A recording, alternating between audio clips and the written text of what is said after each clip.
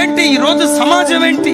తల్లి ధైర్యంగా తన బిడ్డలను గద్దించలేని పరిస్థితి.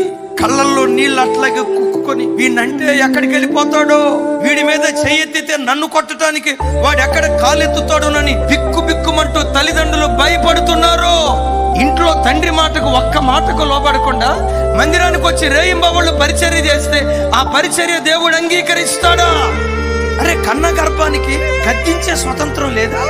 రెక్కల ముక్కలు చేసుకొని కష్టపడుతున్నారే, చెమటోడ్చి మట్టి పని చేసి చిరిగిపోయిన బట్టలు వేసుకొని, మాస్కులు వేసుకొని, బనియన్ వేసుకొని, వాళ్ళ రక్తాన్ని చెమట రూపంలో దారబోసి కార్పొరేట్ స్కూల్లో చదివించారే, కార్పొరేట్ కాలేజీలో చదివించారే.